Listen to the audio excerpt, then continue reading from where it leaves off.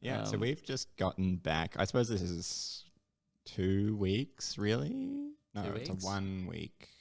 We're recording since the last podcast. No, we're Welcome we're to recording bonus this episodes. 1 week after the last episode has dropped. So Really? yeah, We're not just going to drop this episode? I reckon we should just drop this episode. we're Great. 100% going to drop this episode. This is the next episode. So our last episode actually was about 3 months ago. Yeah. Maybe longer. And then everyone else is going to get all the episodes we filmed between then and now. Yeah, and we'll probably We release lost those on like a week and a half. Yeah. Run, so it'll be this episode, and then you can look forward to some audio-only episods that'll fill the time between us. I hope you like Slay the Spire, because there'll be lots of that. Yeah, so welcome back. How was America, Woody? America was cool. What did we do? Aside from being little tourists, we've been to SOCAL. Good old SOCAL. SOCAL Sword Fight. They did they advertise as the biggest HEMA event? I think so. I don't actually remember. But they are the biggest HEMA event. There we go. And it was I want to say overall the highest rated event in HEMA history. Yeah, I saw someone say that. Yep.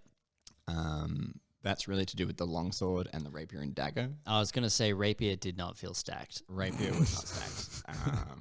Rapier was like, I think I was top seed, and then I think Christopher Stanson might have been second seed, and he was rated about 1750. Yeah, right. Okay.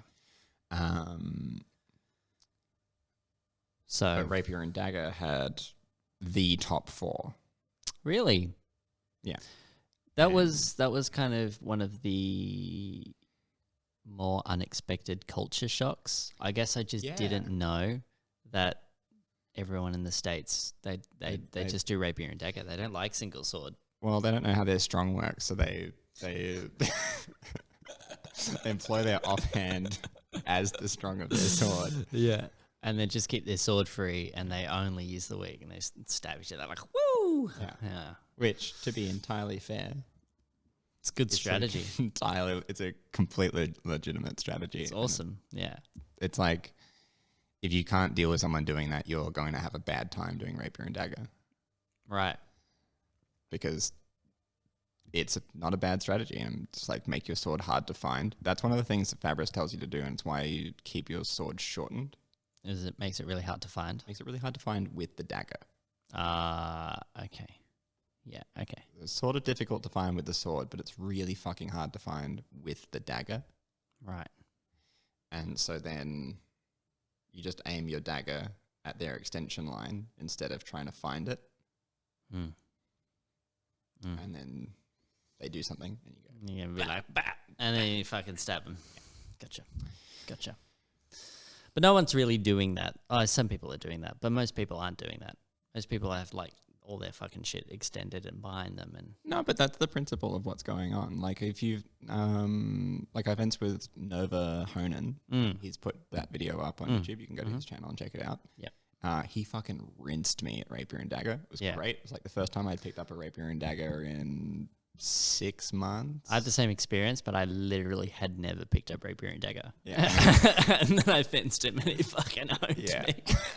The Nova kind of destroyed me, but it was really helpful. And he's doing what I was just saying. So he's using those really dagger forward extended positions. And a lot of time he's got the point of his dagger up. But that's because he wants to do the sort of the windshield wiper position, right? So he's going to turn...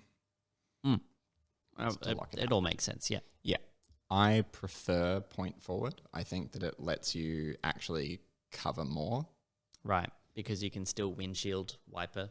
Yeah, you can still do the adjustments that you need, but they're on a much finer line. But they're going to close the lines as much as you need them to be closed. Yeah.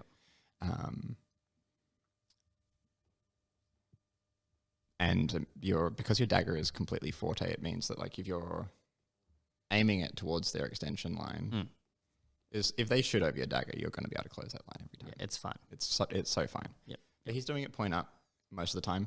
I think he did some point forward. You could watch the video and tell me I'm wrong. And he's keeping his sword really far back, or, really far back. And it's like, yeah, cool. This is what people are doing in Rapier and Dagger, and Nova is a good expression of those ideas done well. Yeah. Yeah, I'd agree.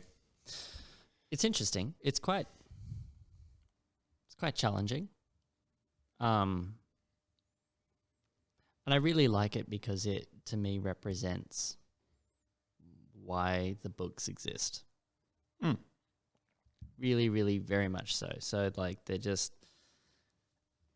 when your distance and your timing's really good, and you don't need to worry about getting trumped with sword mechanics, you've just got the dagger there to help you always have a strong, basically. Yeah. It's really quite challenging. You need to have some very good understanding of how everything works and how your shapes protect you in order to be able to beat that. Yeah. And so when I was doing some rapier and dagger sparring, and I was just getting exponentially better, or possibly I was fencing people exponentially worse. Hard to tell. Yeah. No, but I was getting better and better and better every time I had another round because I was understanding where the dagger fit into all of the shapes. Yeah, and then you're making a coherent shape rather than running a 2-track bandwidth tactically. Yeah. I think that's the trap people fall into with Rapier and Dagger, is that they're trying to do one thing with one hand and trying to do something else with the other hand. Yeah. And you actually need to make coherent shapes. Right. But then having people with a very developed Rapier and Dagger game was cool because I think that the game does seem to be... I mean, people are making shapes, and I think people are doing Rapier and Dagger reasonably well, but there is still a fair amount of just insane stuff there's a lot of insane stuff that's just flying and it's working really well, and that's cool because if you're going to use the books as a reference point, they're trying to solve a lot of those they're trying to solve all of those problems. Like, well, okay, if someone just is really, really good at distance and timing and they don't care about your shit, how can you make a shape that beats that? So that was really cool to play around with that, and obviously always be better at distance and timing, but learn your sword too. Yeah, and I think eventually, well, I think it was inspiring for us. I think we're going to spend a lot of time on Rapier and Dagger. Now. It was a bit disappointing, I thought, for Single Sword because I really felt light years ahead. Yeah. And that was like, oh, come on. Like, I got rinsed in Rapier and Dagger, and then I would fence Single Sword, and it was like the opposite. I was like, well, hang on, how are we this disparate? Like, I don't know. Maybe that's... I think that's really reasonable. I think, to me, like, I'm not talking shit when I'm saying these people don't know how to use the strong of their sword. I think that's what's going on. Yeah. So they don't know how big their strong is, and they don't really know how it controls lines. Right. And I had that experience in my Single Rapier pools. Yeah. Which I sent you a link to, so we might put that in the description if we remember to. And in my pools, every time someone tries to touch my sword, they get hit. I hit them. Yeah. And it's because they don't actually understand how to control the sword. So they just think swords go together means I have control. Right. And that's not how the strong works at all. Right. Whereas in my match with Sawyer for the gold medal, you can see us sort of like posturing and repositioning constantly and quite quickly. And it's because we're losing our attack lines to the position of the forte. Yeah. Without the swords ever necessarily making contact. Yeah. Like the swords can make contact. And it's quite disruptive. Yeah.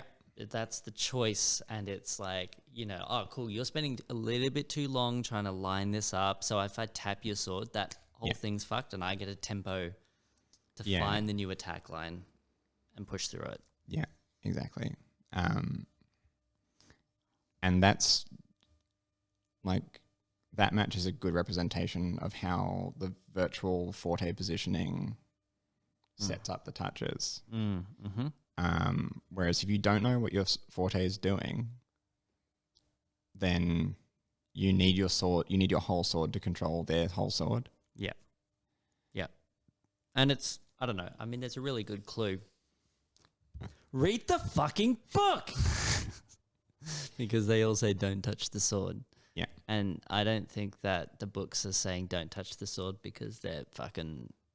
It's not a stylistic choice. It's not a stylistic choice, right? They're saying it because there is something in there about the mechanics. There's a secret about the mechanics of the sword and how it works and why everything is shaped, how it's shaped, and the length of the weapon, and what's going on there.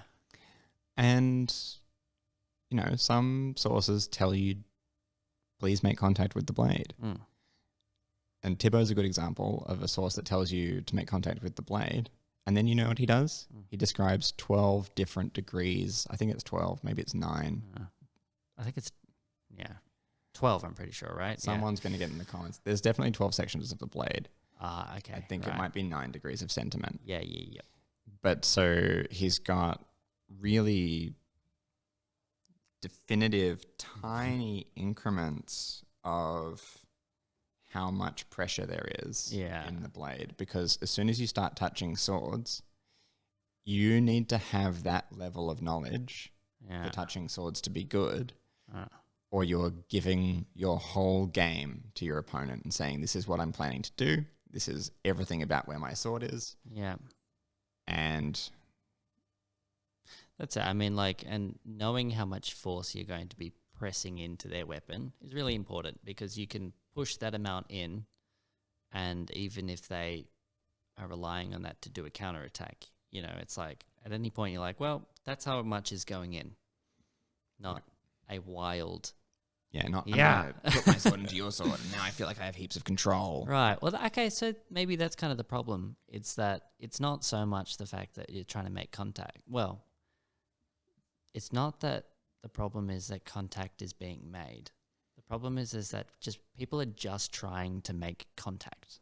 Yeah.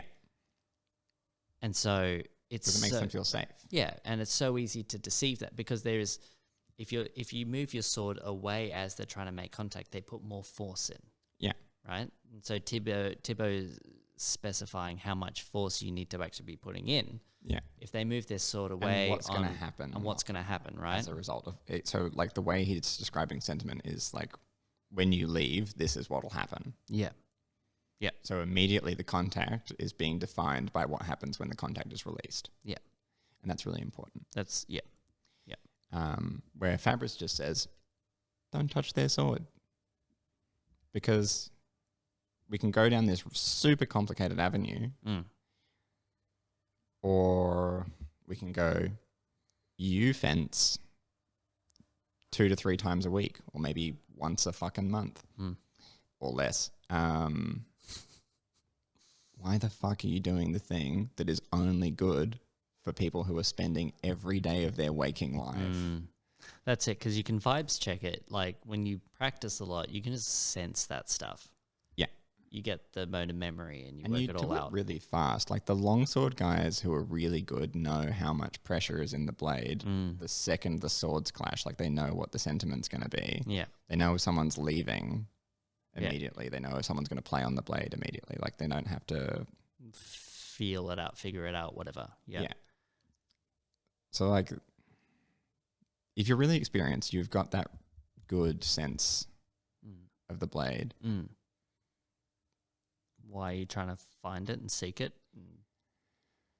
Well, yeah, you know how much you're losing, I guess. It's a bit weird because I think that touching swords does feel secure.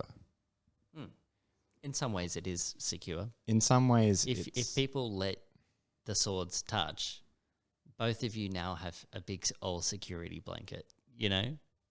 Yeah.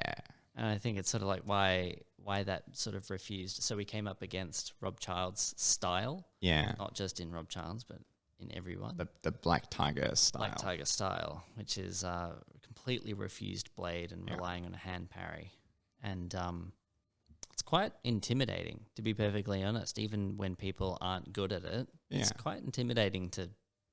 A refused position is really hard to approach. Yeah. And... especially when the game is hand parry, it sort of takes a little bit of understanding to work out how to fucking deal with that. Yeah, and it's... You've got to be able to pull apart their extension position, but you also have to understand what their hand is going to control, because it's going to try and control something. Yeah. And that becomes quite difficult. And so, like, when Rob does that, it's extremely effective. Right. But then as you get lower down the chain of people doing that, there are some people that are offering the refused guard, and you can just waltz in into Shredder and hit them. Yeah. And they don't even lift their sword. And you're like, my man, what the fuck? And then, sure enough, I don't know if you had this experience, but then people begin to lift their sword again, and they start trying to seek the sword because, like, they just got owned in the refused sword position. So now they want the security. So now there's the security of having the sword out and literally feeling where the swords are. And now they're easier to approach. Yeah, it's fascinating.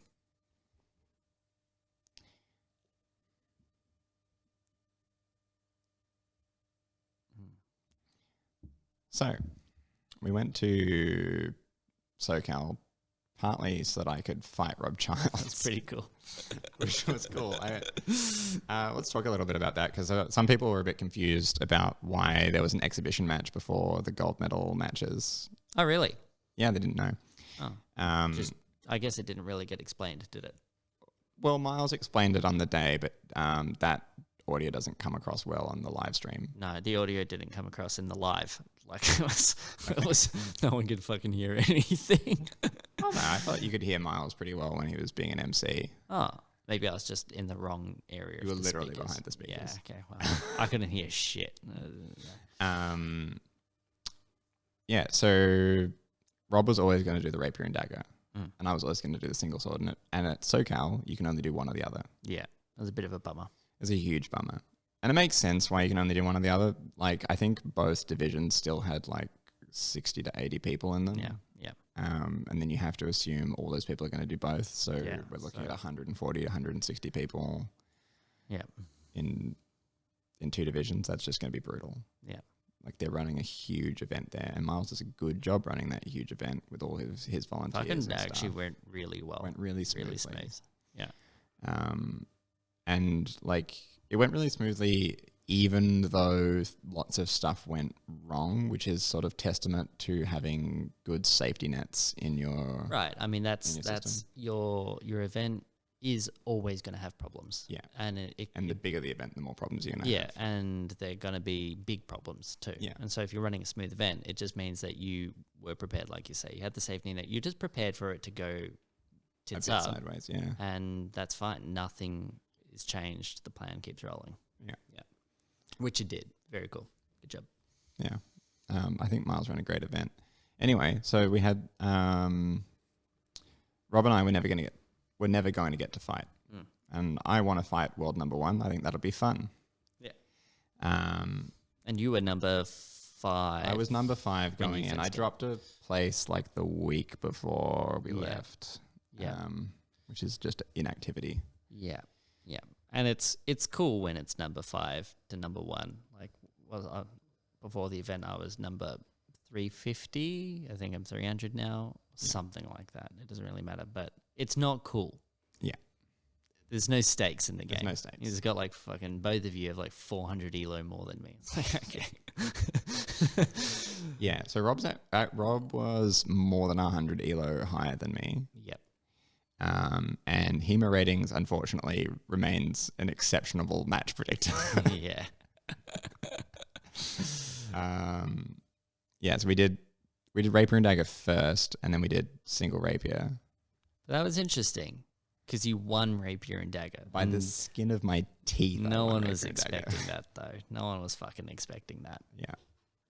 And that comes down to what we were talking about before with rapier and dagger, where your shapes are passively controlling space.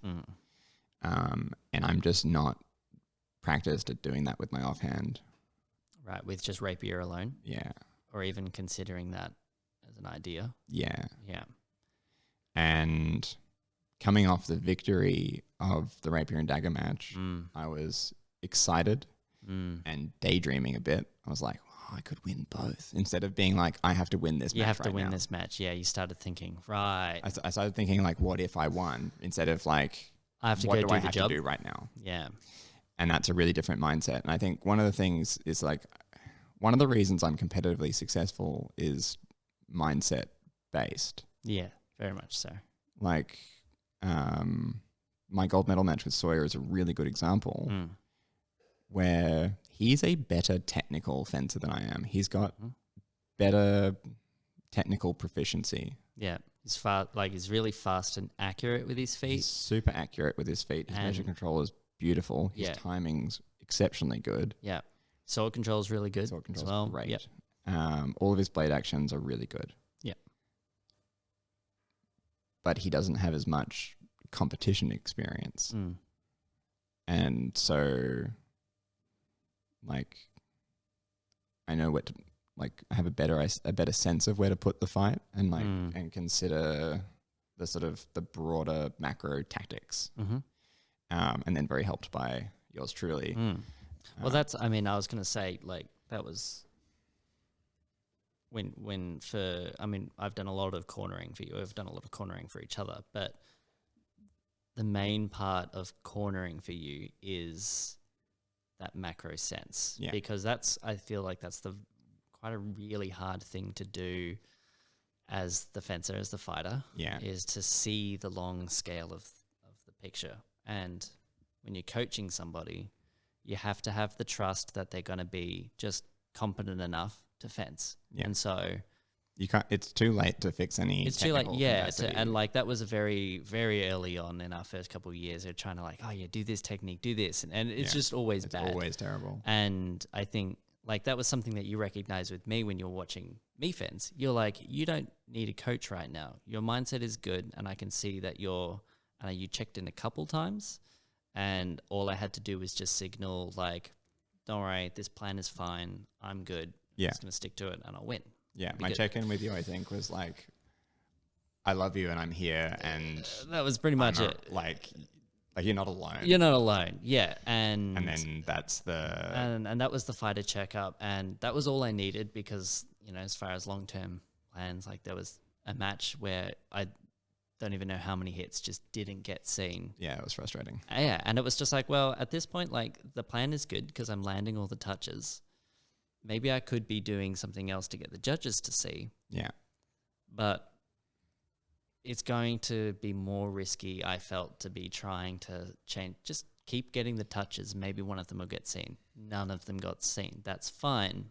The mindset was good. Yeah, you were solid. I was solid. And then with the match with Sawyer, like, I guess the main point that I want to make is that, like, the fighter is good. Yeah. Let the fighter fight. Let the fencer just do their job. They've practiced and they've done everything. And then I was making sure that basically we're on the same page about, where the speed of it was, the intensity was, how long it's going to be. Yeah. So, like, after the first round, you said to me, this is a 3-round match. I just won the first round and I'd won it by pulling back quite a significant points deficit. I think I was down by 5. 5, yeah. And I did it in about 30, 40 seconds of match time. And I'll talk about that tactically in a second. But you said to me, this is a 3-round match. And so I go into the second round. I'm still trying to win.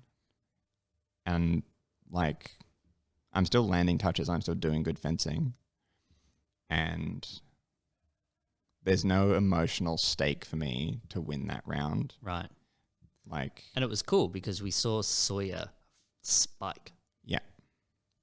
And the intensity got a lot for him. But for us, we were, like, I watched you come down and really level out into that second round. And then it was like, yep. Yeah. Cool. The team is good. It's going to... Yeah. And Sawyer won that round, the second round, with a huge flash. It's a good highlight it's a moment. clippable moment. Yeah, it looks fucking awesome. And then he does this little victory Yeah. dance through the ring because he knows he's just fucking won and he knows everyone's fucking seen it. It was cool. Yeah. But I'm going into the third round and you go, all right, let's slow it down now. And I don't know what the score on that last round is, but I think it might be 7-0 or It was 7-1. very close. It was fucking execution. It was brutal. Yeah. Yeah. Because tactically, the big picture of the match was... So in the first round, let's talk about that for a second. In the first round, Sawyer's up 5 points, and he was never expecting to be up on points. Or I think he was up 4, but I was on 1. Yeah. So he was on 5, I'm on 1. And he was just never expecting to be up on points by that much of a margin, looking... And now he's one deep thrust away from winning the first round. Yeah. And he just clearly wasn't emotionally ready to do that. Yeah. So one of the things that you watch happen for people who are a bit inexperienced trying to win their first gold medal or even just, their first medal. And you see this happen in elim matches as well. Once they register that they've got enough of a lead that they can take a shot, but also register that their next hit, if it's a high scoring action, will win that match, they really consistently bottle it. Yeah. And it's because their anticipation is too high. They're too... It's just too emotionally amped. aroused. Yeah. Like they're just... And you can't fucking... And it's really hard to bring that down. Yeah. It's really, really difficult. And so I'm looking at that going, cool. I just need to score 1 on him. Yeah. And we'll be good. And I think I put in like some fucking arm cut or a leg cut. Yeah. And then just bring the whole score back for that first round. Yeah. And that's the other thing is that you're bottling because you've got the anticipation of winning. But it's not going your way now. And you lose 1 point and it's like you're frustrated now. Yeah. And it gets worse, and then the chain is because it's like, okay, don't worry. I can still win this. I can still win this, this it's deep only thrust. been 1 point, and then fuck, there's another point now. Yeah. It's not good, and it just gets worse and worse. Yeah. Yeah. And it's Yeah, and so that was why I sort of knew I don't have to bring this all back right now. I need to score right now. Right. And then the match will be mine. So I get that point. And then it's fine. And then it was okay. Yeah. And his measure just got a bit worse because he's a bit too anticipatory and he's trying to get deep enough into measure so that he can land the deep thrust. Right. And we saw that exact thing. You do that with Rob Childs. Yeah. Because the first round is the most sketchy round. Yes. Yeah. You don't know what's going to happen. And you don't know if you're going to be in a points deficit against Sawyer. But you also went into that going, this is going to be, you said to me, this is going to be really hard. Yeah. And so you had to, if you were going to win your first round cleanly, that was going to be a really hard fight the entire way. Even if you're 6-0 and you just need to get a leg cut in, you were emotionally ready to have Soy bring it all the way back and you still have to just fight for a leg cut. Yeah. And Rob is doing the same thing. Is that it was weird that it was only a best of 1 instead of the That was a bit annoying. It would have been cool to do 2 best of 3s. That was a bit of a scheduling issue. Okay. That's fair enough. And I suspect it actually would have gone the other way because you sort of... Potentially. I don't want to say that I can beat him in Single Rapier until I can do it. Until you can do it. You right. know? Right. But the Rapier and Dagger, I think Rob just lost it, right? He didn't... And whatever. He came into the next one, Single Rapier, and he's like, well, fuck. Yeah, and he in the Rapier and Dagger, he lost on time because we rolled into overtime and then I scored. And I scored enough to pull me into the lead. Yeah. And he wasn't conscious of the clock. Yeah. During the Rapier and Dagger match. That was really similar for my 4th medal match. Was that I just didn't realize we were in overtime, and it was 0-0 as well because they hadn't. It was a scoring problem. So it's just like, oh, well, time isn't a factor, so I'm just going to take forever. Yeah. And then you fence differently when you're like that. You're not trying to set up a trap to happen in the last moment sort of thing. Yeah. And then we went into the Single Rapier. Yeah. And now I'm aware that he thinks time is a factor. Yeah. And you're kind of daydreaming a little bit. I'm daydreaming and also really aware that he thinks time is a factor, and he just puts on more pressure, and I'm not really zoned in on my distance control. Right. And like what you were saying earlier, it's like you're creeping into measure to get that touch. Yeah, and because I'm like, I can win now. And then I'm trying to get really close against a guy whose whole game is brilliant distance control. Like a fucking and he lets moron. you get really Yeah, close, of course and then he does. And then he just you, fucking and gets like, you. yeah. And that was so fucking frustrating. Right. And so this is the thing. And I was really, I was upset and kind of embarrassed as well. Because I've flown halfway across the globe. Well, I've actually just flown fully to the other side of the globe. Yeah. To do this thing, and you're getting iced by the fucking ice master. Annihilated. That was really fucking frustrating. Yeah. And it was just kind of like, all right, GG, he's good. He's good. Well, okay, so I do think having cornered for Sawyer's match and just knowing, and also seeing you fence Rob, I could see the mindset that you were going through, and I knew what coaching you needed, but I wasn't in your corner. Yeah. And, there's the what if.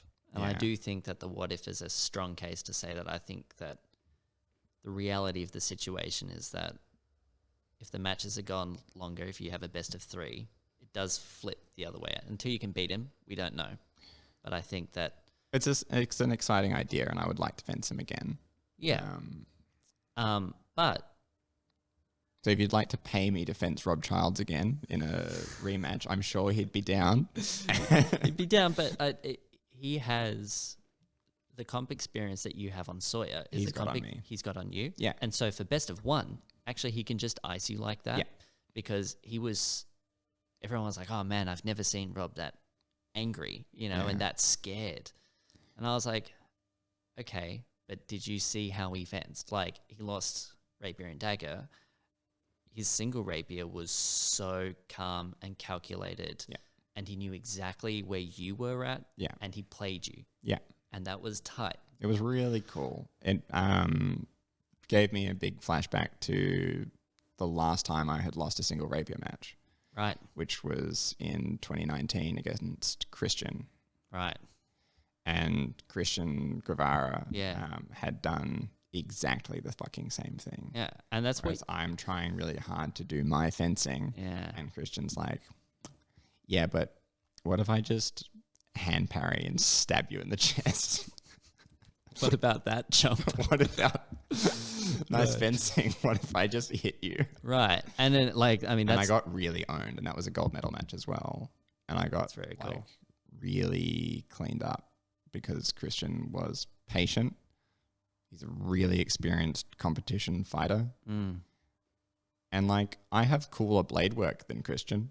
It doesn't matter. It doesn't fucking matter. It doesn't matter because if you can't get your headspace right, you're just going to get iced. And Sawyer, I reckon, has better. I don't know if he's got better blade work actually.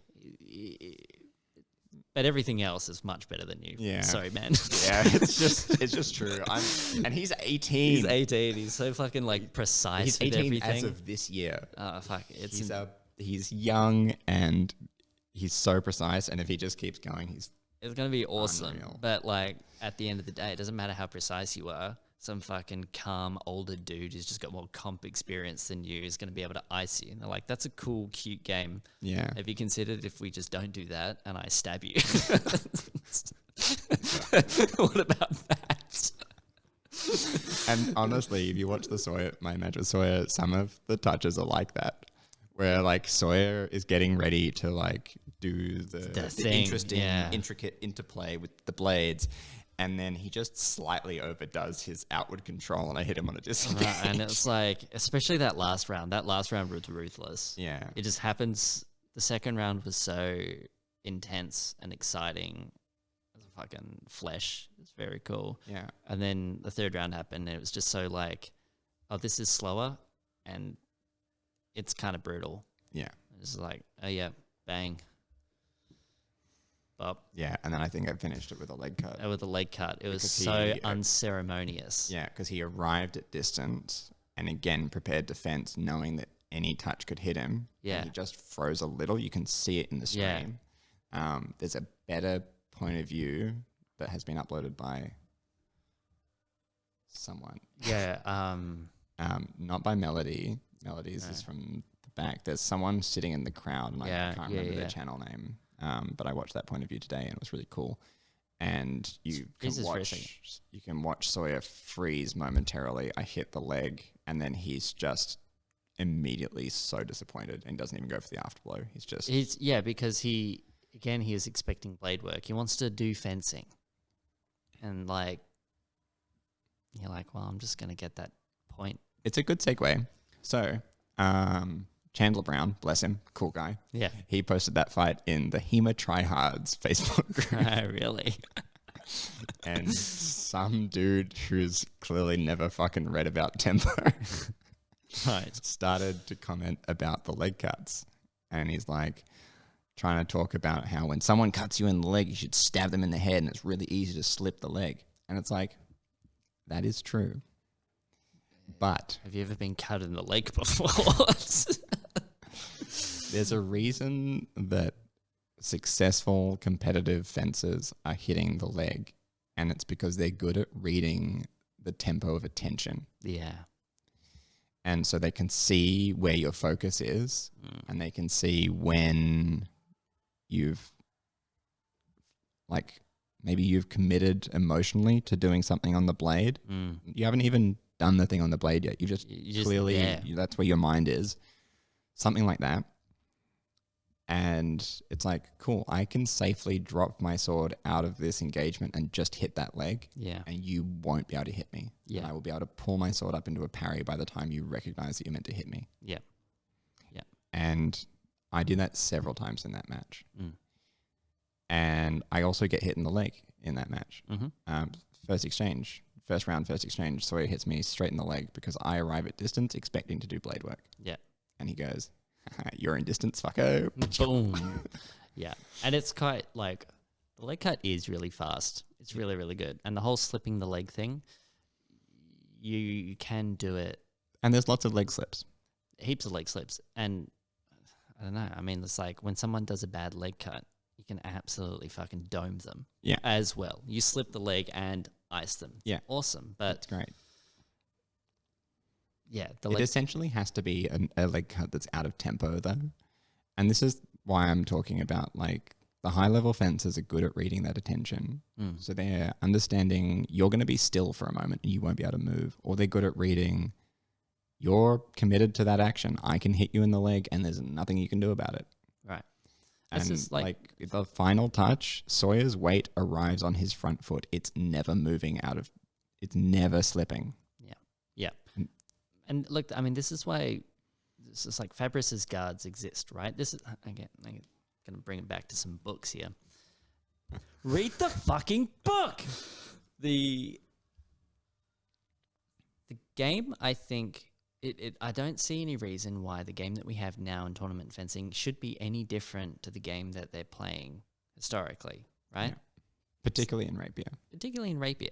Right? The swords just operate how they do and whatever. And so all of Fabric's guards being these really sword forward, legs right the fuck back position, it means that you're not arriving and settling in a tempo where you can get cut in the fucking legs. Yeah, because that's something that they're clearly concerned about. Right. It sucks to get cut. It's really hard to dodge. And Rapier and Dagger, how do you just go really low. Now you can't really low. Now you can't get cut in the legs because your swords are in the way. Yeah. Based. Very cool. And then again, when you extrapolate from that, well, sure, there's all the pictures of stabbing people in the legs, but stabbing people as they go for your legs. But why are you including that if it's not happening all the time? And it's something that you need to counter for because it's really fucking hard to deal with. You know what I mean? Yeah. It's like leg cuts are based, you know? People are picking the right time to do them. And I do agree with the crowd that says they're kind of boring. Like, Sure. they're not the fencing that I want to see in a rapier match. Yeah. But also, I believe that you owe it to your opponents to fence them with the maximum of your skill.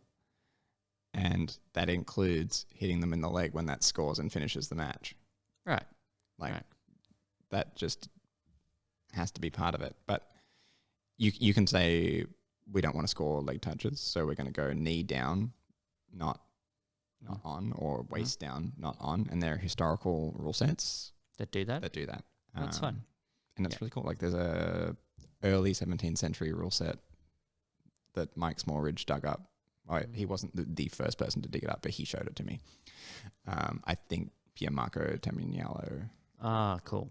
Did the translation of that rule set. Okay, very cool. And yeah, that's a waist up, and I can't remember if the head is in, but they're not hitting the leg. And that's the duel between masters. So that is when historical fencing masters are saying, I'm really good at rapier fencing. I reckon I can beat you. In that context, they're agreeing not to cut the leg. Right. So it's like it's a duel of skill. And you're trying to show off your understanding of the swords and the shapes and the mechanics. Yeah. Yeah. And then in that context, just winning isn't about like killing the other bloke or scoring on the other bloke. It's about showing how much competency you have and how artful you are. Right. So you're looking at a different context. Yeah. But if we're playing rapier epee, where I just you just need to touch to win. We're facing the grim reality of life.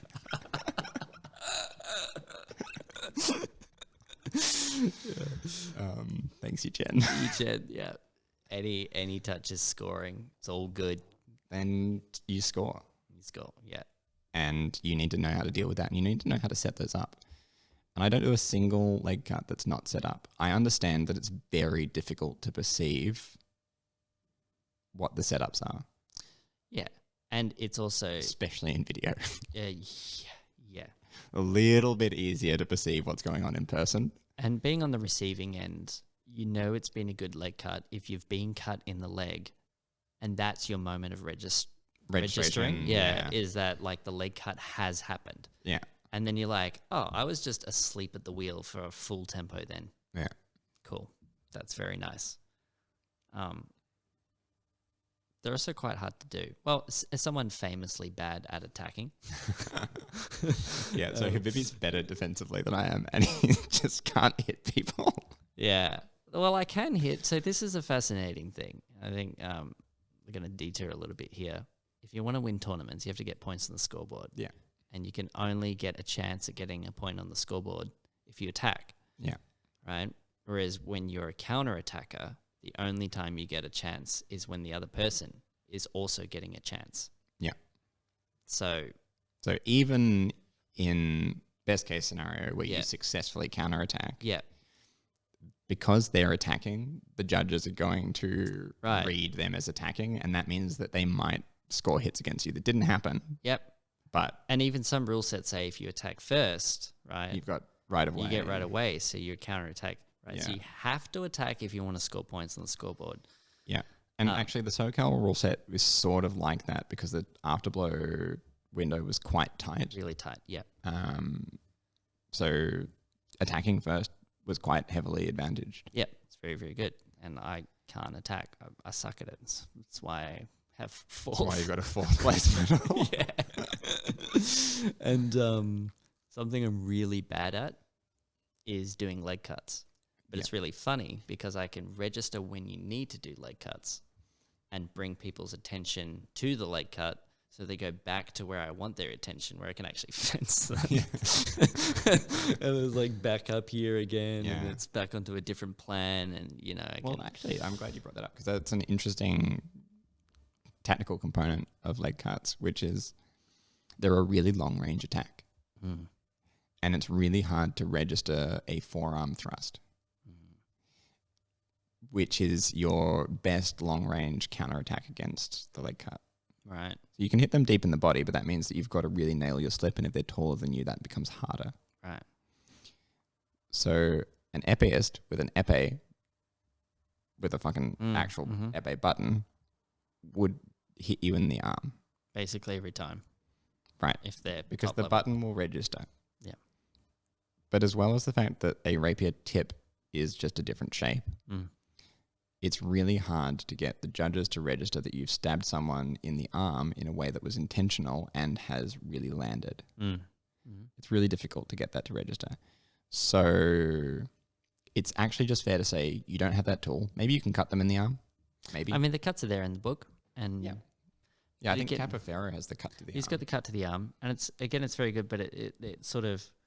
The problem that I have with the counter to the leg cut, and I guess this is your point about tempo, full circle. Problem that I have with the counter is that it implies that you were able to counter. Yeah. And if you're getting cut in the leg, it probably means that you're not capable of anything. You just fucking fell asleep for a whole tempo, and now you're getting cut in the leg. Yeah. Like, or you were trying to do something. You were trying to fucking do something. You're never doing a counter because you're already doing something in the tempo. Like there's a clip that was used by the guy who's saying that leg cuts are bad.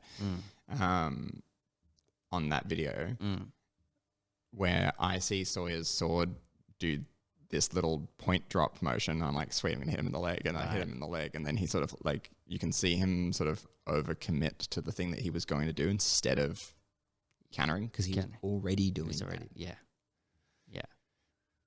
And it's like, I actually challenge anyone to come up against Sawyer in a rapier match. Try and hit him in the leg.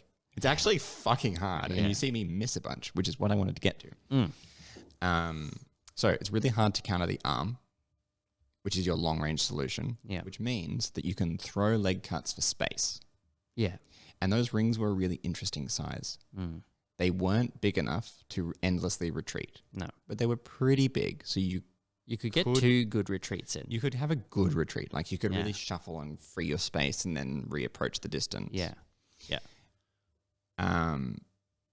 But if you had been backed up, you needed to be able to open space for yourself. Yeah.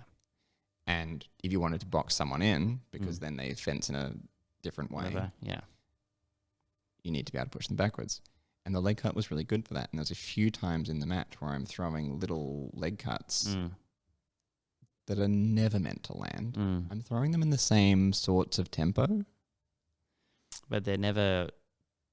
They're never going to hit, want. and so you can never be countered either. Yeah. You do have to slip it. Yeah. So you give a little ground. Yeah. And so I just win a little bit of space, and I'm interrupting the emotion of boxing someone in. Well, I'm interrupting the emotion of someone who's trying to like come to me. Yeah.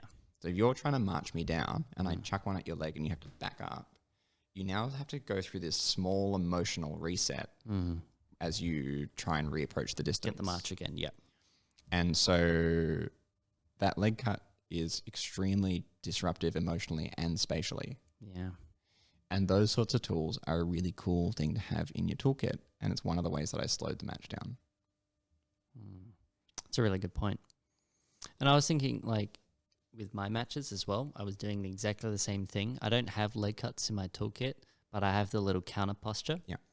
And the thing about the counter posture is that it's kind of terrifying because you can see very clearly that your something... whole attack line disappears. Your entire attack line disappears. Their sword is still there, and you can clearly see there's a trick of some sort about to happen. Yeah. And all you need to do is just do a half-step lunge at somebody from that position. It's never going to land. They literally can't counter it because the measure isn't there. But they have nothing except to run away, because if they don't, it does land. It does land. Yeah. The problem is that, like, if I were to commit the whole thing, it's 2 tempos.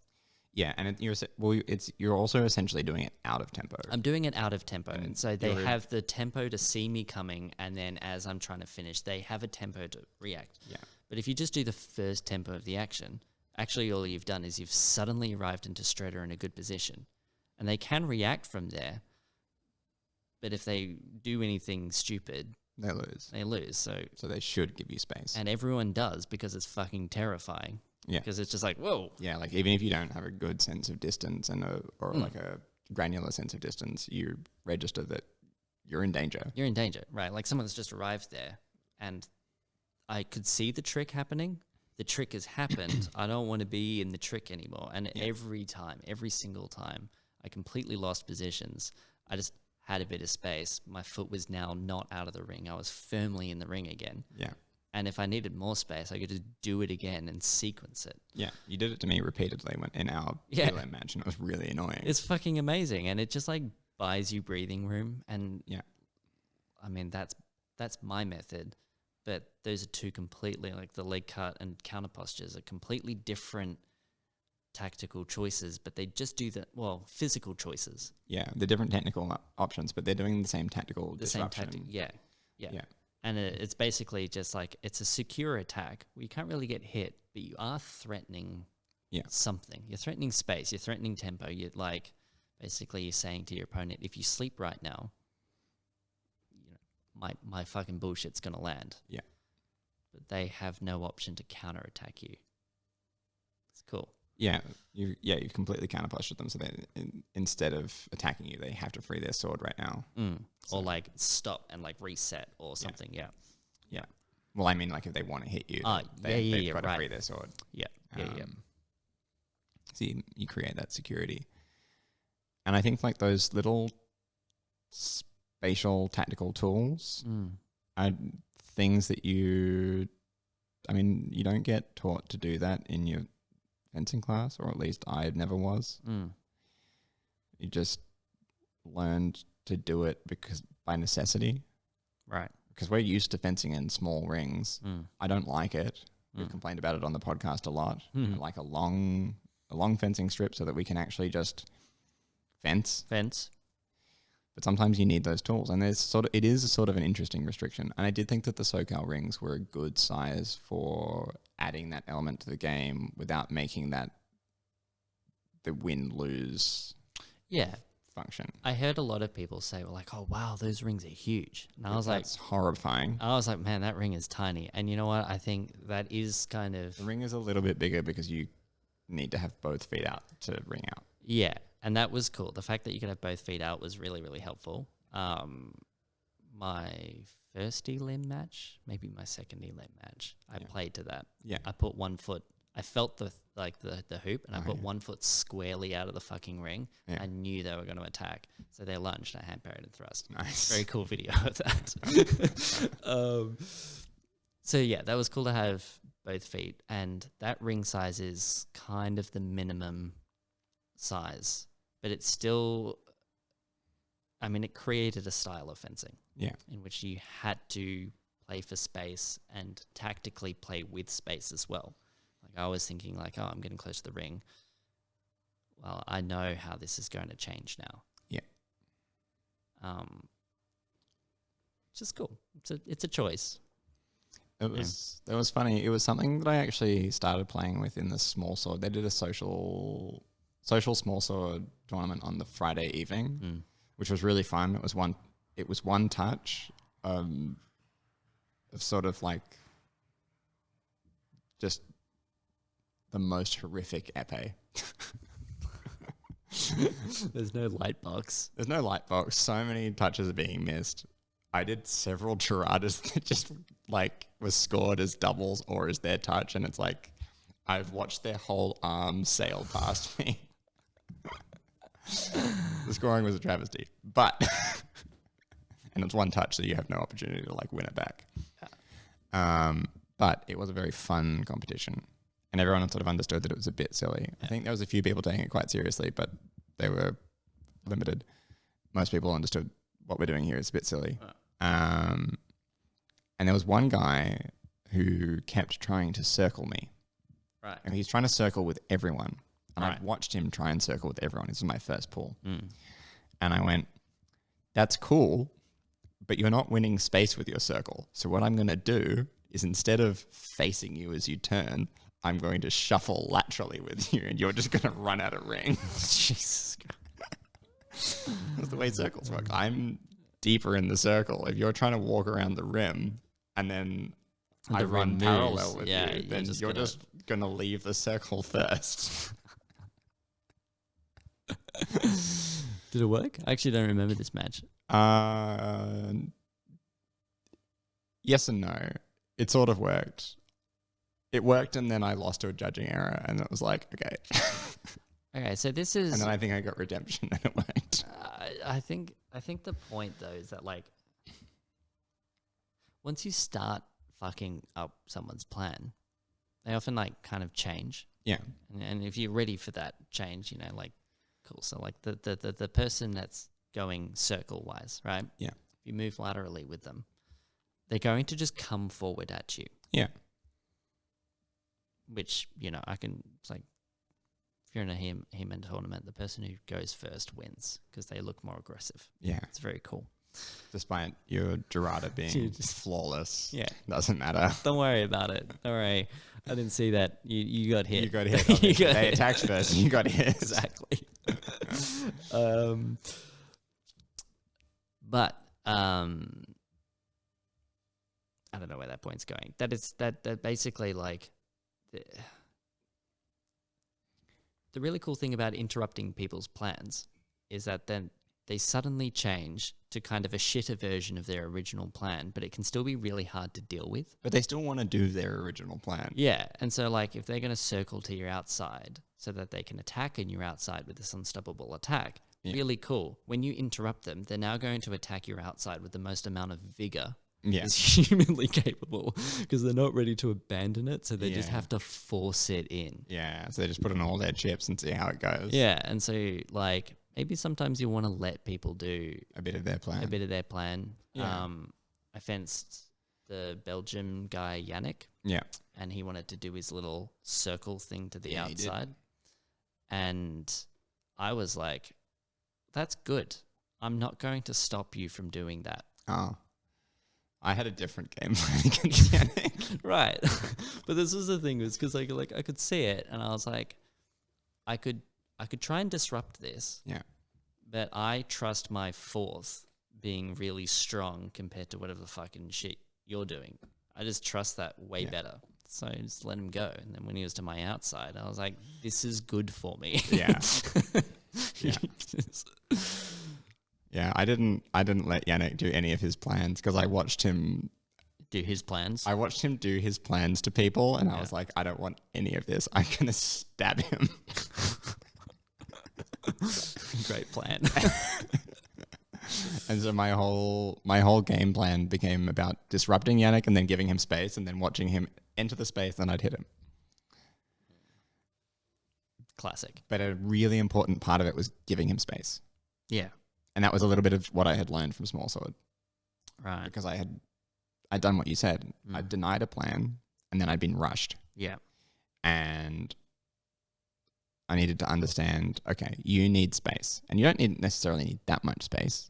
But when you've disrupted someone's plan, you need to give them a little bit of room to breathe so that they can either reset themselves or commit to their plan that they were doing, but now the distance is wrong. And it's all bad. And it's like, all terrible. Yeah. Which is a classic. And I think that's one of those things where you're not expecting high-level fences to fall into that, but they do. I fell into that against Rob, and it was catastrophic. I lost 9-1. Brutal. Absolutely brutal. And Sawyer fell into that against me, and in that final round especially, pretty brutal. But it's because you've got those game plans going on. And I think it's one of the cool things. I think it's one of the coolest things in fencing is when like the technical component of it matters, but really we're dealing with that psychological battle. And I think it's a part of the game that everyone finds really fascinating, and we haven't plumbed the depths of so much. Right. Well, okay, so I mean, other sports have, but other sports really have. I think my experience of It was okay. So it was a bit disappointing that Single Rapier didn't seem that developed. Yeah. In the States, or at least for that event. There are some exceptions. There are some brilliant single rapierists in the US. Yeah, I absolutely believe it. But yeah, there are a lot of people that were saying shit about Single Rapier, where it's like, oh, it's not that interesting, or it's not blah blah blah. But then don't actually have any kind of technical capacity in it. Yeah, and I think you have to have quite a good degree of technical capacity with whatever it is that you're doing before you can really get into the psychological game. Because as someone who's mid, I've got some really cool psychological plans and the game plans, and I'm like, this is going to be really awesome. Yeah. Or like you can experience this really very clearly with chess. Right. You're like, this plan is awesome. I'm going to fucking, I'm cleaning up here. I do this. Yeah, and then you realize you've blundered. Because you've forgotten about the bishop. The bishop, and your queen's gone, and everything's gone. And you're just like, what happened? Right, and your actual ability of technique is really getting in the way my fencing technique gets in the way of my plans all the time. For example, I can't lunge. Yeah. And so, which we've discussed and decided is a gear issue. We're gonna get to that. Yeah, we'll come back to it. It's not entirely, but it is. It's all we're gonna gear. cope. It's all gear. It's all gear. If I've got my gear, I can lunge. Is an interesting topic though. So I can't lunge, and so a lot of my plans don't work the way that I hope and dream. Yeah. But they are really good plans. And then when I'm playing Pokemon and I'm in your corner, and I'm like, okay, Woody, we're gonna do this. If someone could edit my match with Sawyer so that Bibby and Chandler are Pokemon Battle Masters. It was just like with that. the Pokemon music. I think that would be really It was funny. fucking insane. Because, you guys, it was like we would watch Chandler say something to Sawyer, and then Sawyer would win a point. Yeah. And then we'd be like, okay, this is what we're going to do. And, slow it down, speed it up, whatever. And then you would win a point. It was just back and forth like that. Because for you guys, the technique is fine. It is hampering you a little bit, but actually it's not. It's not. I think you're just making tactical decisions, right or wrong, Yeah, I think so. I don't think Sawyer or I really made any major technical mistakes that were the make or break of the point. Or at least the technical mistake was more of was actually a tactical blunder. It's a tactical blunder, right? And so there's one exchange where I move my weak into Sawyer's strong, and he makes the tactical blunder of trying to win that a little bit more because he wants to set up this plunging thrust that he does. Yeah. And I go, thank you for that motion, and I hit him in the leg. Yeah.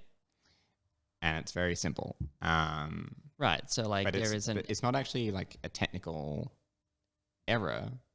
He knows how to play off that tempo, but he's expecting a disengage, or he's expecting something. All right. Or he's expecting me to replay for the blade.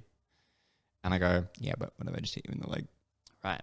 So as far as plumbing the depths of that tactics game, your technique needs to be good enough and up to scratch, right? And also, that said, if you know where your technique is, you can actually just have really simple game plans and they'll win. Yeah. They're not going to win against people who have more developed technique and therefore more developed game plans. But if you're not trying to do anything more complex than what you're capable of, you're only going to get success when you try it and you come up against the right level of fencing, Yeah. But I feel like in Single Rapier, it seems that at least in that SoCal event, there wasn't a huge amount of people with really developed understanding of why the rapier works, how it works, and therefore where the game is. Yeah. So I didn't have nobody except you did a counter posture. Right. No one bent their body in any meaningful way except Yannick. And Yannick doesn't do rapier. He's like a longsword. He's a longsword guy who enjoys thinks, reading Fabris, and he thinks it's really cool. And he was the only person, and it is the only time that I was like, oh, I need to think about this. Yeah.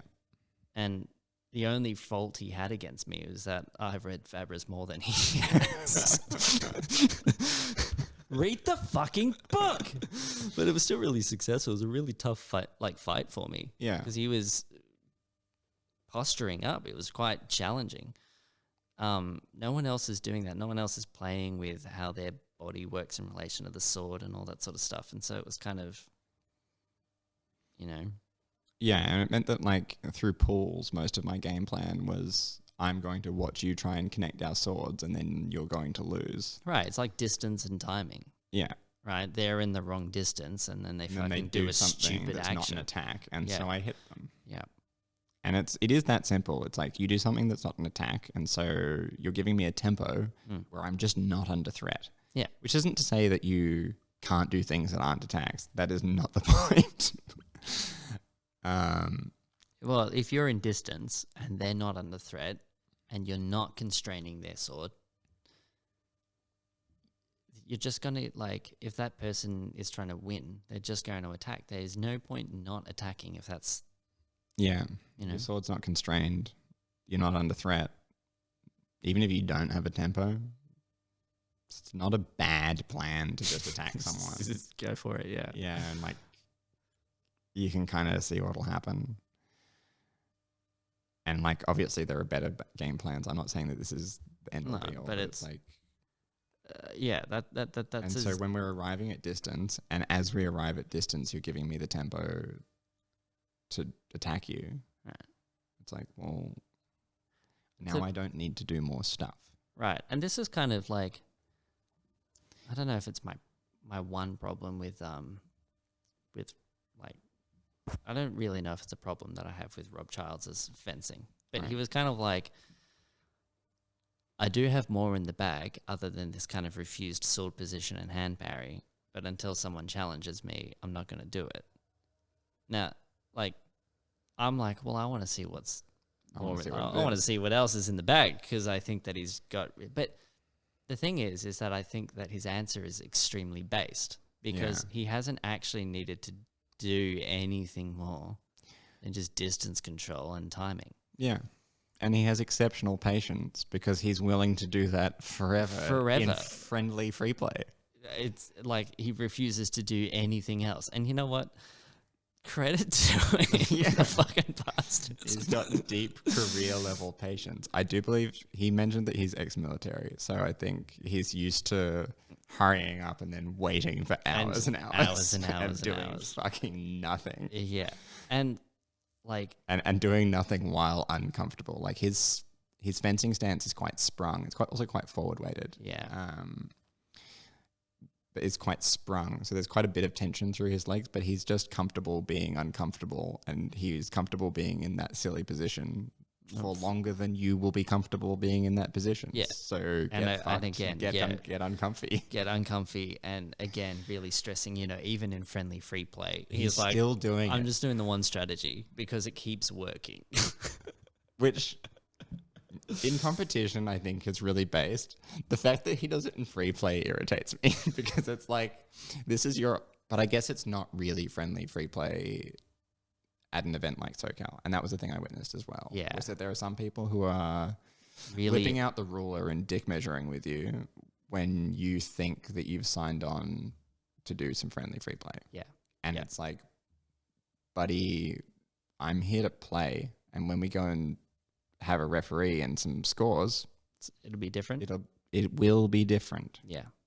And it should be different because you should be exploring things that you mightn't try when you're in free play. And so I fenced with, I want to say his name was Jason. He's one of the Black Tigers. Really friendly guy, lovely guy. Very good distance control, really patient. I think he's the closest I saw in terms of that level of patience to Rob. Right. And we fenced rapier and dagger. Oh, yeah, cool. And he just would not attack until he had The attack. The attack. And then he would do an attack. And in some cases, he did like a running attack, and it was really hard to deal with, and it was annoying. And he'd hit me. I'd be like, fucking, you got me good. That's pretty cool. Yeah. It was great. You know, and so like the first half of that, I'm trying really hard because I want to understand this and I want to see what my game plan does. And then the second half of it, I'm like, well, why do you attack? What makes you tick? Yeah. And I start fucking around. And I start like just being a little bit more in distance and a bit more playful. Yeah, yeah. Because it's fucking friendly free play, and you should be exploring those sorts of ideas, and you should be sort of seeing, okay, well, what do you do? Yeah. Like, what do you think's going on? I want to see it. And I got fucking iced in that last half because I was literally going, here's the button, let's push the Jason attacks button and see what happens. Yeah. You know, and I think I pulled a couple of like Hail Marys out, but I think mostly in that last half I just got fucking destroyed. Yeah. But I learned a lot about like why he attacks, the attack comes out of that position, and I also learned a lot about how to probe that position, which is a good segue to like how I was trying to probe Rob's position in our exhibition match with the rapier and dagger, because it, you know, he's leading the dagger really extended. Yep. You can't attack his. Can't attack that. You can't attack his left side. You can't attack it. His left side. Yeah, yeah, yeah. The dagger side. And you can, because he'll go for a bit of a parry, and you can maybe try and disengage that and see if you can get under it. Like, you know, there's space there, but you're not going to control the fight by attacking that arm and that side. And I needed a way to control space and to control the fight. And I realized that he's very forward weighted, and that's a big, I mean, you can watch his videos about his fucking no-tell lunge. It's just a good lunge. He's very sprung, and then he does a lunge. Would you believe? If There's you're already sprung and you lunge from there. There's a regular amount of tell. Sorry, guys. But it's very fast, and it's done very efficiently. It's a good lunge. But because he's got that forward spring, it means that if you make the front leg move first on his retreat, which you can do by attacking that leg, it becomes quite static in position. It becomes much harder for him to move backwards. Yeah. Yeah. And so those sorts of probes and then setting that up is where the deep thrust came in eventually, was because eventually his position became isolated and he wasn't going to be able to retreat any further. Yeah. Even though we're like squarely in the middle of the ring. Yeah, yeah. And I think you need to be thinking about those things, like those, how are you probing the position, and like if you can see it, like what makes your opponent stop, and what makes them go. What makes them go? Yep. Because that's how you start to link into. You can start to have broader tactical plans when you understand what makes them go. Can you make them get stuck?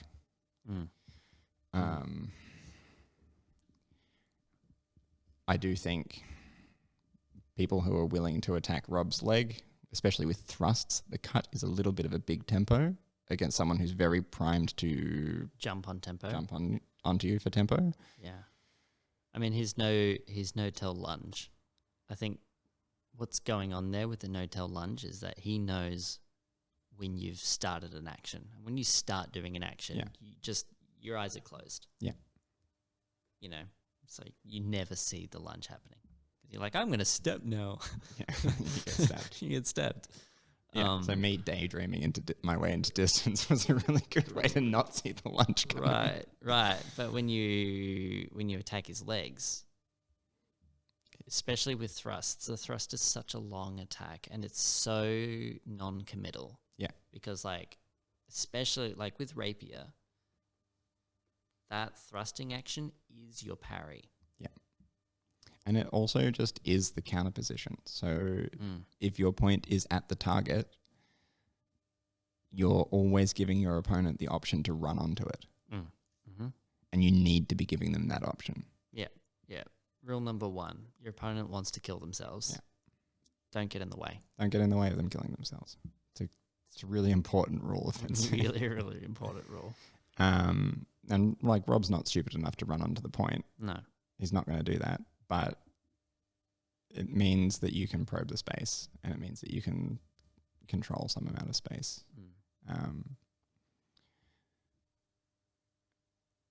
And you can do that to anyone who really wants to be on their front leg. Right. And like someone who is less light-footed than Rob, the moment you see they're going forward weighted, you can just cut the leg. He's quite agile off that front foot. Right. For the first tempo. So it's very unlikely that you'll hit the leg cut. I think I hit a couple leg cuts against him. I think I hit one. I think you got one leg cut. I think I only got one leg cut. Yeah, but once it was in play, it was used, like you were saying, for that space and the tempo, and it became a tactical choice. And he's like, oh, right, you can get cut on the leg. Fair enough. Yeah. And he hit me in the leg first. Yeah. And I went, all right, you can hit me in the leg. That's free. Yeah. It's a good shot. Yeah. Yeah. I don't know if I have more to say on that. Let's talk about how Habibi can't lunge because his back of head protector stops his neck from moving. Yeah, so I think I iced my bull. It was like, I don't know. I think the max, I get in like 1 point scored against me. Maybe 3 max. I don't really remember. It wasn't a lot. It was You've clean been sweeping. Maximum once per match. Yeah, max. Like it was, I think I 7-0'd somebody, and the ELO ratings were in my band. They were comparable. And then I put on back of head protection and immediately did way worse. Just like the moment the head protection went on was when I stopped just winning my matches with ease and confidence. Yeah. And like the back of head protection that I have sort of goes like in the it behind goes the in, mask thing. and it stops your neck from so it properly. compresses my head into the mask firstly, so I feel really tight and kind of compressed, and like I'm slowly choking myself out. And it then stops. Basically, if I move my head back too far, I feel it dig into my shoulders, and then I'm like trapped as this fucking like box man thing, you know? It's like shoulders and head all directly connected. Yeah. Except it's not saving me from concussion because I can still move my head freely side to side. Right. You can still get rocked. I can still get rocked. But now I have no flexibility in my neck. Yeah. And so my lunges feel insane to do. Yeah. Because I basically can't extend. Yeah. Because the moment that I go, my shoulders connect directly to my head. And so I end up with this kind of weird, everything is really square and chest up. And like very annoying. This is a specific to you example, but I really consistently watch this happen with people's gear. And it was nice to go to SOCAL and watch that they've got more people, but they've got all the same fucking problems that we have, where they've just got, you know, you buy the cheap gear because it's cheap. Yeah. And you want gear and you want to be able to play your game. And then it fucks your ability to move. And then you can't do the things that you learned in class. And then you have a shit time. And you potentially think you're really bad at fencing. Right.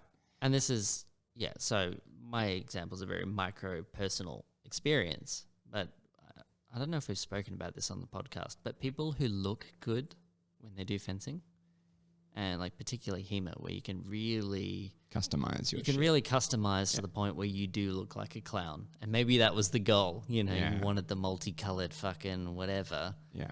You wanted the caftan plus the puffy pants. It's like, come on, man. At least pick a fucking genre.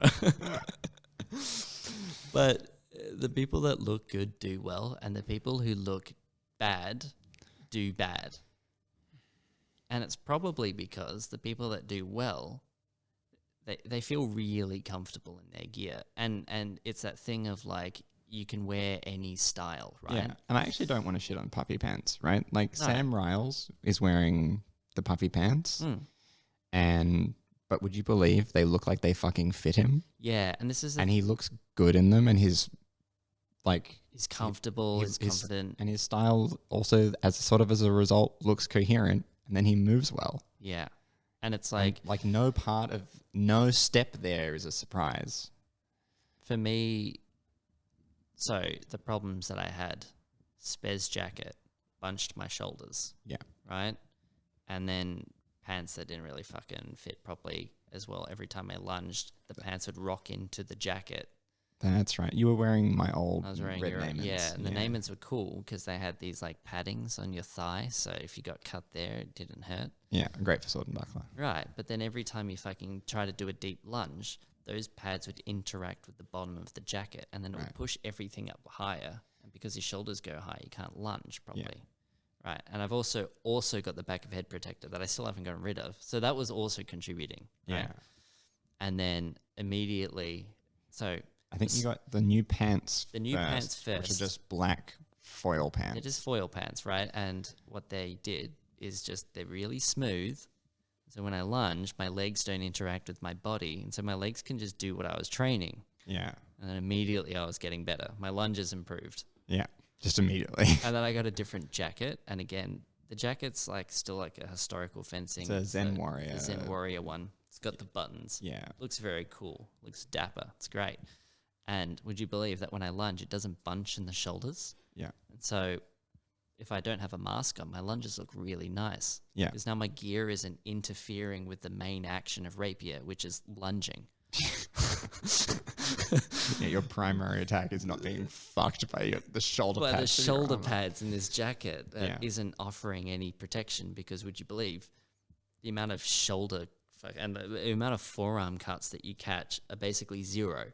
You know, you get hit in the elbow, you might catch one there. Yeah. I would recommend people who are using a light jacket to wear an elbow guard. Elbow guards are cool, actually. They're cool. Yeah. I didn't wear one at SOCAL. That was an insane choice. It was insane. I never got hit there, but elbow guards are good. Elbow guards are good, and you can put thread through your jacket and you can tie them on, right, which is a nice way to do it. And specifically for rapier, elbow guards are really cool on your right arm because they never get in the way of any actions that you're doing, right? The main action is extending or bending your elbow and then extending again. Yeah. And the guard's not getting in the way of that. Whereas like I could maybe see in a world of sword and buckler, you would want to be really thinking about how those elbow guards are fitting you. Because if you're doing any actions where you need to bunch together and then come out again, you don't want them fucking interacting and clanging together. Yeah, or you're going to experience that in longsword every time you go to a crossed position. Right. Your forearm gear and your elbow gear are just going to interface and you need them to not get in the way of each other. Right. And so I'm telling the rapier example and my story because it's like there are reasons that the gear is changing. And the back of the head protector, it's like I already emotionally have a problem with lunging. And every time I lunge with this specific item of equipment, like I feel it. Yeah. And so it's playing in my mental game. Yeah. So now I don't want to lunge. Yeah. And now that has changed your tactics. Right. And that's a fucking problem. It's a huge problem. And if you get rid of it, I'm actually not lunging any better than what I can normally lunge. But you're lunging with more emotional ease, which means that you're lunging more. And I was lunging closer to how I had practiced and closer to how I had practiced just before I went and competed. Yeah. I did a very, very cool plaster run with Kevin. That was awesome. And I felt so confident. As soon as I had that thing on and it was fucking with me, that was all gone. Yeah. I lost all of that real relaxed security and just boom, nice. Yep. Gone. Yeah. To just work out, I think the lesson is that you need to work out what actions you're doing. Yeah.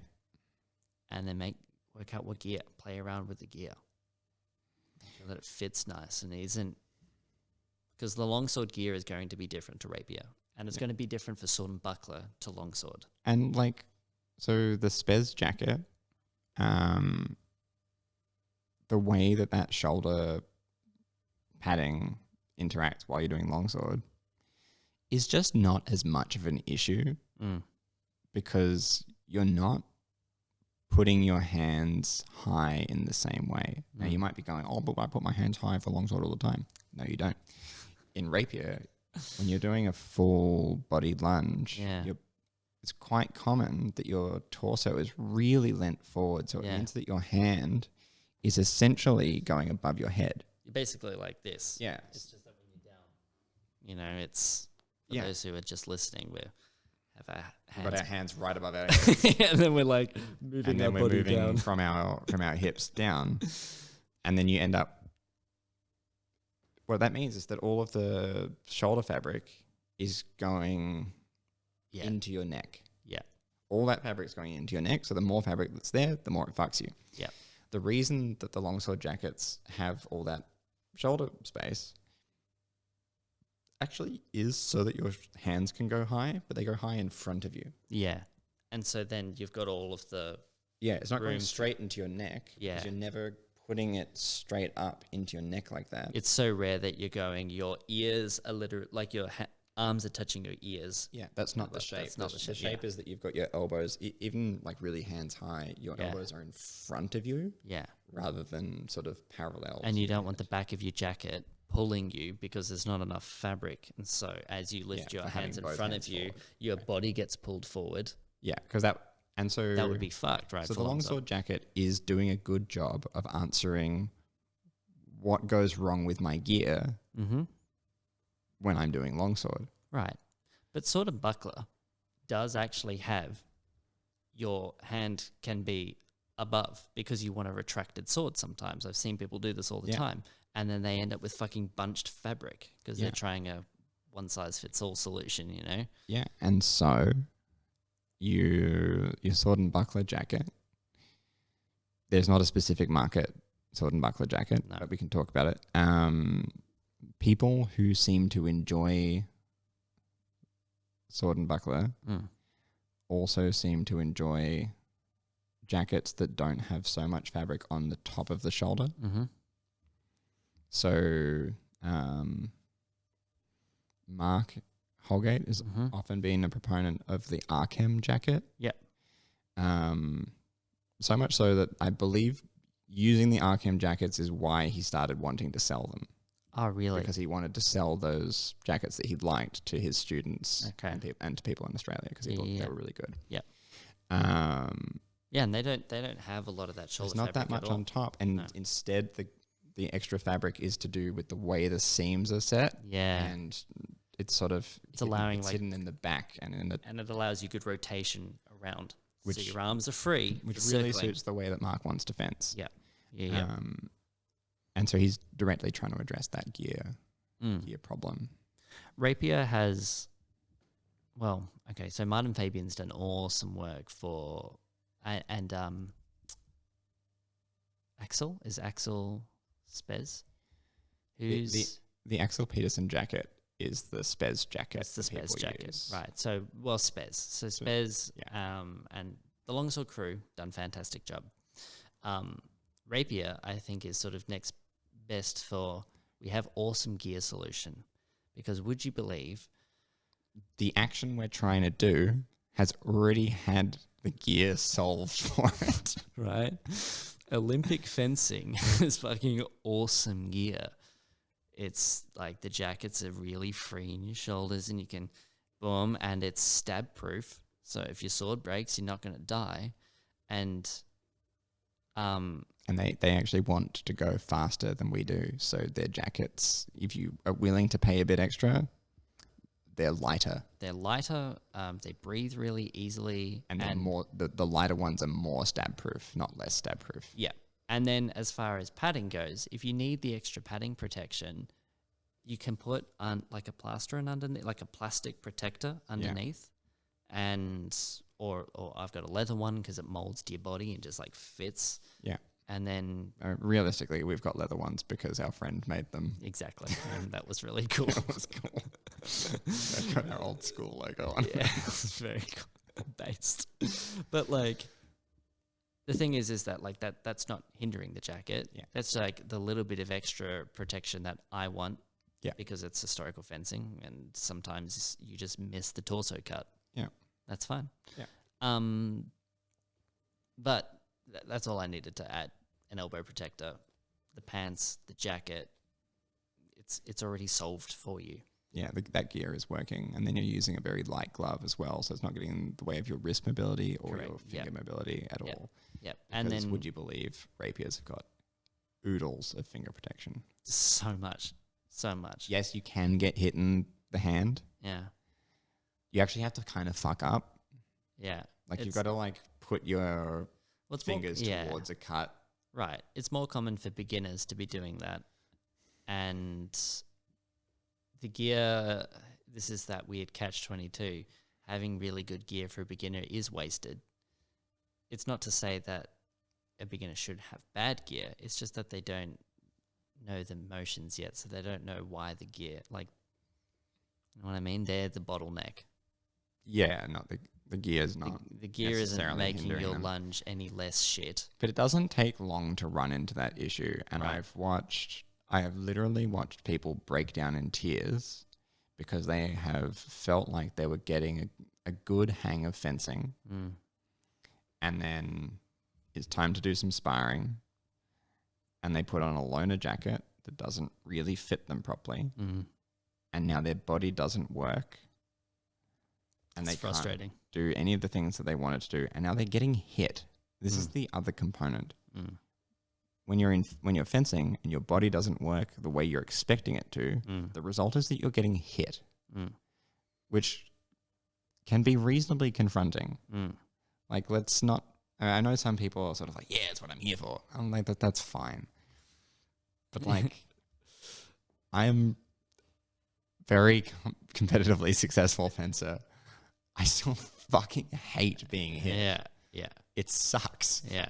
When someone cuts, when someone stabs you, and it's not like a foil where it's nice and bendy. Like sometimes it's just stiff, or sometimes the cut just has a lot of percussive force. It doesn't hurt, but it is like it's a shock. Yeah, and the thing is as well is that the shots that are like that aren't really being stopped by having a more padded jacket. No. They just are going to land on you more when you've got more weight to move around.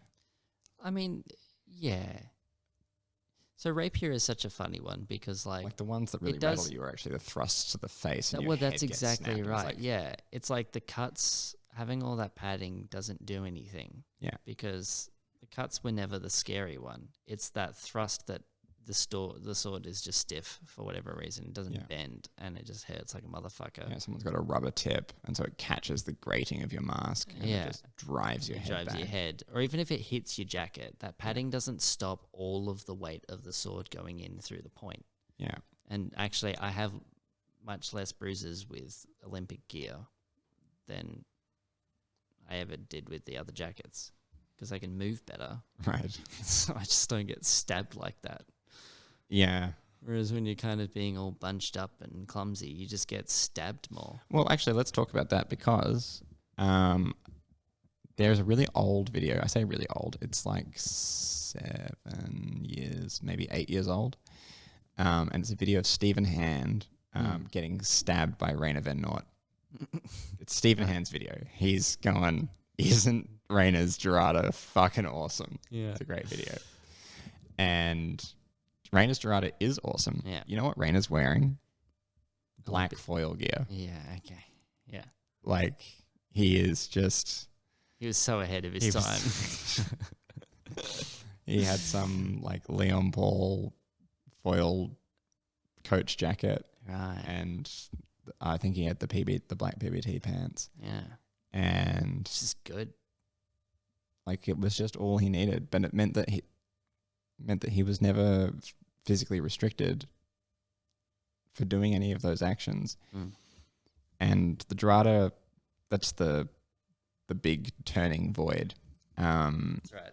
All the people listen do fencing. They all know what a Dorada is. No, they don't, because they haven't.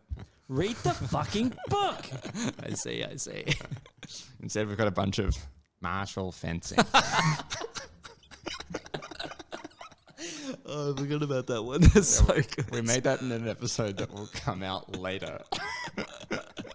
what was filmed well before. Yeah. Good. Right. Okay. And so you hear about like all these people who are going like, oh, it's really cool when people do like a low line void or a Dorada. They think it's really cool. And I kind of just think that their footwork, in the sense that they're as interesting to me as doing an advance. Yeah. But I have that opinion because I'm never restricted from doing them. That's a really interesting point. Whereas if you're wearing a big heavy jacket and maybe you're wearing really padded pants, or you've got one of those spez skirt things that some people wear on their hips for some fucking reason, like when you're doing all that extra padding, it's a fucking athletic achievement to be able to get that movement it literally going. never occurs to you to do those movements unless you're consciously choosing to do them, because they don't feel like the thing you should be doing. Right.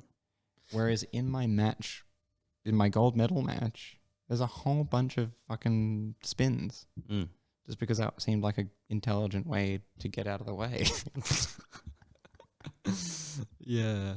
I mean, if you were to read the fucking book, you'd see that everyone's naked. And so The gear's never in the way. right. So the closer your gear can be to feeling like you're naked, That's really the goal. then you'll really be achieving Martial fencing.